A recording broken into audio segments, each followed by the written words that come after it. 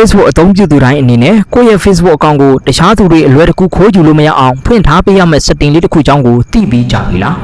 မသိသေးရင်တော့ဒီဗီဒီယိုကိုအဆုံးထိကြည့်လိုက်ပါအားလုံးပဲမင်္ဂလာပါခင်ဗျာကျွန်တော်ဒီနေ့ဒီဗီဒီယိုမှာမိတ်ဆွေတို့ကိုမျှဝေပေးသွားမှာကတော့ Facebook အသုံးပြုသူတိုင်းမဖြစ်မနေဖွင့်ထားပေးရမယ့် setting လေးတစ်ခုအကြောင်းကိုမျှဝေပေးသွားမှာဖြစ်ပါတယ်ခင်ဗျာ Okay ပါဒီ setting လေးကိုဖွင့်ထားပေးလိုက်မယ်ဆိုရင်တော့မိတ်ဆွေတို့ရဲ့ Facebook အကောင့်ကိုတခြားသူတွေအနေနဲ့လွယ်လင့်တကူဝင်သုံးလို့မရနိုင်ပါဘူးကိုယ့်ရဲ့ခွင့်ပြုချက်ရမှပဲဝင်သုံးလို့ရနိုင်မှာဖြစ်ပါတယ်ခင်ဗျာ Okay ပါဒီ setting လေးကိုဘယ်လိုမျိုးဖွင့်ရမလဲဆိုတာကျွန်တော်နဲ့တူတူလေ့လာကြည့်လိုက်ကြရအောင်ပထမဆုံးအနေနဲ့ကျွန်တော်ရဲ့ဖုန်းထဲက Facebook software လေးတွေကိုဝင်ပေးရမှာဖြစ်ပါတယ်ခင်ဗျာ Okay ပါ Facebook software လေးတွေကိုအရင်ဆုံးဝင်ပေးလိုက်ပါ Facebook ထဲကိုရောက်ပြီဆိုရင်တော့ကိုယ့်ရဲ့ profile လေးတွေကိုထပ်ဝင်ပေးလိုက်ပါ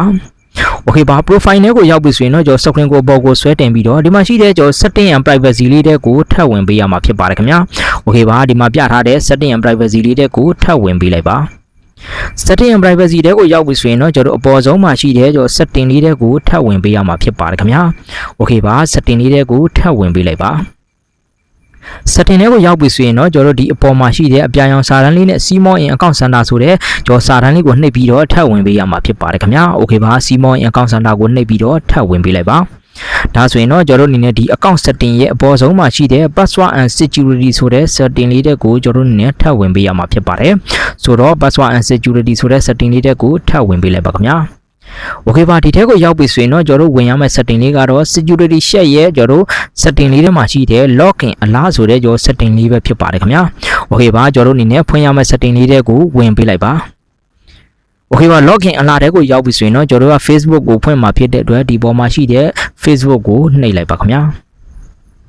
Okay ပါဒါဆိုရင်တော့ကျွန်တော်အနေနဲ့ဒီနေရာမှာ setting တစ်ခုကိုတွေ့ရမှာပဲဖြစ်ပါတယ်အပေါ်မှာဆိုရင်တော့ in-app notification ရှိမယ်အောက်မှာဆိုရင်တော့ email ဆိုပြီးတော့ရှိပါမယ် Okay ပါဒီ setting လေးတစ်ခုကိုမိတ်ဆွေတို့အနေနဲ့ဖွင့်ထားတယ်ဆိုရင်တော့ဒီမှာအစိမ်းရောင်စာတန်းလေးနဲ့ always on ဆိုပြီးတော့ပြနေမှာပဲဖြစ်ပါတယ်အကယ်၍မိတ်ဆွေတို့အနေနဲ့မဖွင့်ရသေးဘူးဆိုရင်တော့ဒီ setting လေးကိုအမြန်ဆုံးဖွင့်ပေးဖို့လဲကျွန်တော်အနေနဲ့အကြံပြုချင်ပါတယ်ခင်ဗျာ